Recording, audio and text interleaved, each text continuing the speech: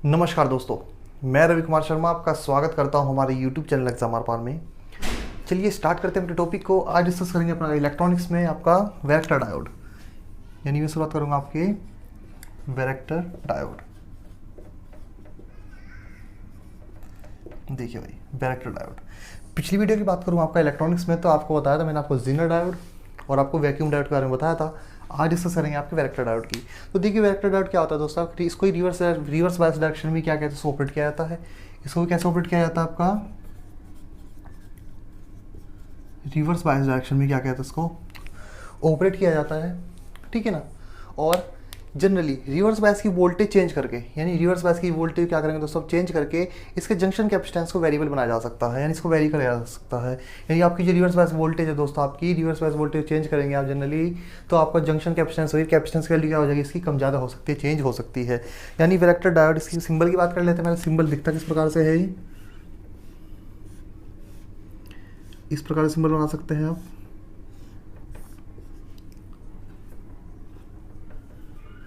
और या आप इस प्रकार से इसका सिंबल बना सकते हैं।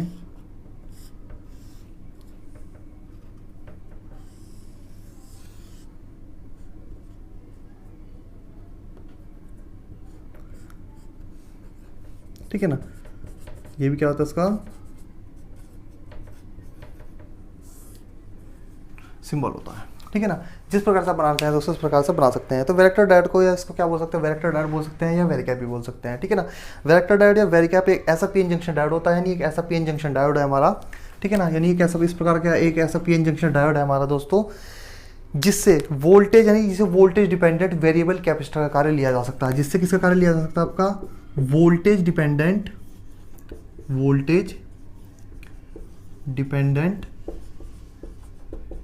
वेरिएबल कैपेसिटर, ठीक है ना। वोल्टेज डिपेंडेंट वेरिएबल कैपेसिटर का क्या लिया जाता है दोस्तों, से कार्य लिया जा सकता है। और इसे लीनियर ग्रेडेड डायोड भी कहते हैं। इसको और क्या बोलते हैं, आपका लीनियर ग्रेडेड, क्या बोलते हैं, लीनियर डायोड भी कहते हैं आपका, ठीक है ना। क्या बोलते हैं इसको, लीनियर ग्रेडेड डायोड भी इसको हम कहते हैं। और यह ट्रांजिएंट कैपेसिटेंस के सिद्धांत पर क्या करता है दोस्तों, कार्य करता है। किसी पर कार्य करता है, ट्रांजिएंट कैपेसिटर के सिद्धांत पर, या ट्रांजिशन लिख देते हैं इसको यहाँ पर। ये करता है दोस्तों हमारा जनरली कैपेसिटेंस, ठीक है ना। यानी किसके दोस्तों, आपका ये ट्रांजिशन कैपेसिटेंस के सिद्धांत पर कार्य करता है, कैपेसिटेंस के सिद्धांत पर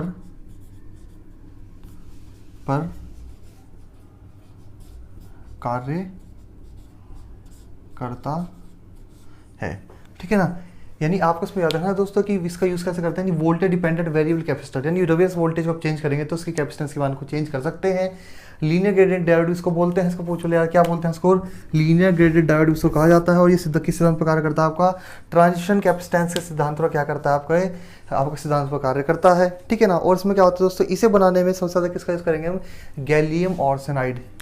इसे बनाने में यूज़ किसका करते हैं हम, गैलियम आर्सेनाइड का क्या करते हैं दोस्तों, इसे बनाने के लिए हम यूज़ करते हैं, आपको याद रखना है, ठीक है ना। इसे बनाने में किसका यूज़ करते हैं, गैलियम आर्सेनाइड का सर्वाधिक प्रयोग किया जाता है इसको बनाने के लिए, ठीक है ना। इसमें पॉइंट आपको याद रखने हैं सारे, जो आपको बता रहा हूँ इंपॉर्टेंट पॉइंट है इसमें सारे, आपको पॉइंट को केवल इसमें याद रखना है, फालतू की चीज़ इसमें कोई याद नहीं रखनी है।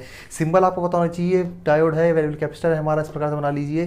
लीनियर ग्रेडेड डायोड भी कहते हैं, या ट्रांजिशन कैपेसिटेंस, ट्रांजिशन कैपेसिटेंस सिद्धांत पर क्या करता है, कार्य करता है, ठीक है ना। और उसको लीनियर ग्रेडेड डायोड भी कहते हैं। और बनाया किसका होता है, आपका गैलियम आर्सेनाइड का अधिकतर क्या करते हैं दोस्तों, इसको बनाया जाता है, ठीक है ना।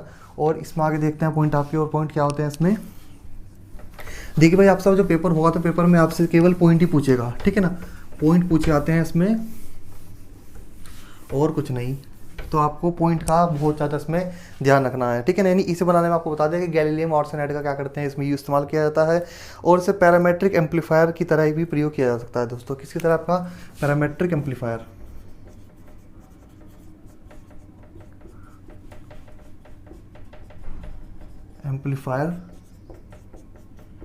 की तरह यूज़ किया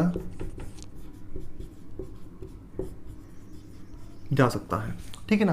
किसकी तरह आपका पैरामीट्रिक एम्पलीफायर की तरह इसको क्या किया तो यूज़ किया जा सकता है, और सेल्फ बैलेंसिंग एसी ब्रिज की तरह भी यूज़ किया जा सकता है। और कहाँ यूज़ किया जा सकता है दोस्तों आपका सेल्फ बैलेंसिंग एसी ब्रिजेज जो आपके होते हैं, ठीक है ना। सेल्फ बैलेंसिंग एसी ब्रिज में भी क्या करते हैं दोस्तों, उसका आप इस्तेमाल किया जा सकता है, ठीक है ना। इस आपको इसमें याद रखना है। बात करते हैं इससे इक्विवेलेंट सर्किट होता है इसका, थोड़ा सा इक्विवेलेंट सर्किट देख लेते हैं आपका। इक्विवेलेंट सर्किट क्या होगा, देखिए रेजिस्टेंस होगा इसका, यानी पर ये आपका कैपेसिटर हो गया, और इसके अक्रॉस लग जाएगा एक आपका आर रिवर्स रेजिस्टेंस बोल सकते हैं इसको, ठीक है ना। इसको आर लिख देता हूँ रिवर्स रेजिस्टेंस। ये आपका सी आर हो गया वेक्टर की, ठीक है ना। ये आपका सी आर हो गया, और ये आपका टर्मिनल हो गया, एक एनोड हो गया, और आपका क्या हो गया आपका क्या है, एक टर्मिनल हो गया आपका कैथोड, 2 टर्मिनल हो गए। इस प्रकार से क्या हो सकता है, इसको इक्विवेलेंट सर्किट इसका बना सकते हैं। तो जहाँ पर देखिए दोस्तों इसके रिवर्स, ये जो अपने रेजिस्टेंस आपने लगाया है आर यानी इसको बोलता हूँ रिवर्स रेजिस्टेंस। तो क्या बोलता हूँ मैं, रिवर्स रेजिस्टेंस। क्या बोलते हैं इसको हम, रिवर्स रेजिस्टेंस। क्या लिखा है मैंने, आर से लिखा है, आर कैपिटल से बड़ा लिख लीजिए, इसे आर, और ये क्या हमारा रिवर्स रेजिस्टेंस होता है, ठीक है ना। तो देखिए दोस्तों इसमें क्या होता है जनरली हमारा, कि यहाँ पर जो आपका रिवर्स रेजिस्टेंस होता है इसकी वैल्यू क्या होती है, बहुत अधिक होती है। क्या होती है दोस्तों, अधिक होती है। किससे, जनरली हमारी ये होगी आपकी मैम से क्या होती है दोस्तों, आपकी अधिक होती है इस रिवर्स रेजिस्टेंस की वैल्यू, ठीक है ना। आपको इसमें इतना याद रखना है। ये इसका इक्विवेलेंट सर्किट बन जाता है। ये जो हमने सिंबल बनाया था आपका, ये डायोड हो गया, और यहाँ पर हमारा क्या होगा, कैपेसिटर हो गया। तो ये हमने ये बना दिया, और ये हमने ये बना दिया, और इसकी जगह क्या लगा दिया, इसके पैरेलल में एक रेजिस्टेंस लगा दिया, जिसको बोलते हैं रिवर्स रेजिस्टेंस। इसकी वैल्यू क्या होती है, 1 मेगा ओम से क्या है दोस्तों ज़्यादा होती है, ठीक है ना। इसमें आपको इतना याद रखना है।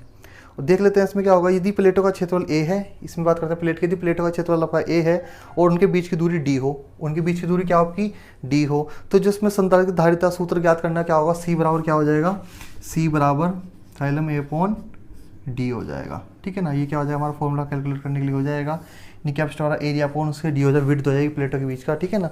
ये इसको याद रखना है, क्या हो जाएगा, सी बराबर एप्सिलॉन ए अपॉन डी इसका हो जाएगा। तो आपको इसमें क्या रखना है दोस्तों, पॉइंट इसमें याद रखने हैं, और इसमें कुछ नहीं पूछा था फालतू की चीज़ें, ठीक है ना। और इसमें पूछ लेगा कि संधारित्र की धारिता होती है दोस्तों, ठीक है ना। क्या पूछ लेगा, संधारित्र की धारिता क्या होती है, अभी कैपेसिटेंस होती है कोई भी, तो क्या पूछेगा, संधारित्र की धारिता रिवर्स वोल्टेज की क्या होती है, जो आपसे पूछा, यानी संधारित्र की जो धारिता आपका कैपेसिटेंस होती है वो रिवर्स वोल्टेज के स्क्वायर रूट के, रिवर्स वोल्टेज जो आपकी दोस्तों उसके स्क्वायर रूट के इन्वर्सली प्रोपोर्शनल होती है। यानी जो आपकी जो वोल्टेज होगी, यानी धारिता होगी क्या होगी, 1 अपॉन वोल्टेज क्या होगी, स्क्वायर रूट ये होता है हमारा इन्वर्सली प्रोपोर्शनल होती है। स्क्वायर रूट के क्या होगी आपके इन्वर्सली प्रोपोर्शनल होती है। यानी संधारित्र की धारिता जो होगी आपकी, जो कैपेसिटेंस होगी आपकी दोस्तों, वो रिवर्स वोल्टेज के स्क्वायर रूट के इन्वर्सली प्रोपोर्शनल होगी, ठीक है ना। ये आपको इसमें पॉइंट याद रखना है सबसे ज़्यादा, ठीक है ना।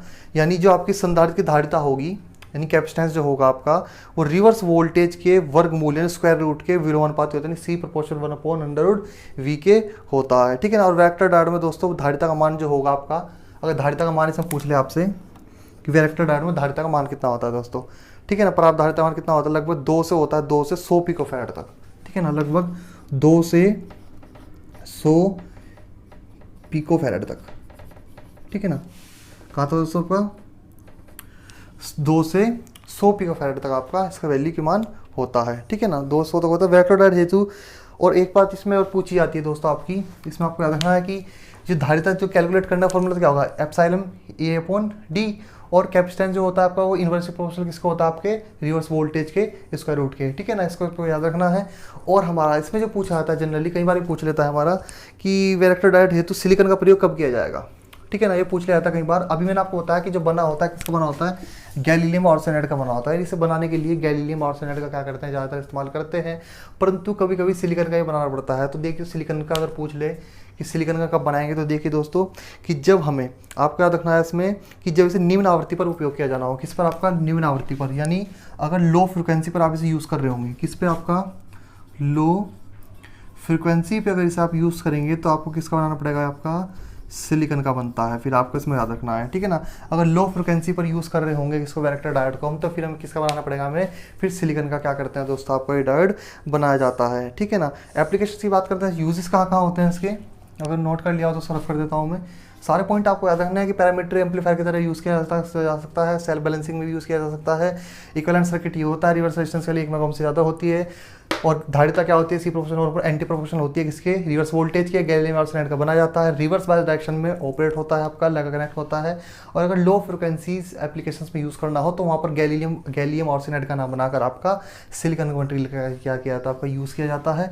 बात कर लेते हैं इसके आपके यूजेस की, इसके यूजेस क्या होते हैं, इसके एप्लीकेशन कहाँ होंगे दोस्तों। थोड़ा सा एप्लीकेशन और देख लेते हैं इसकी।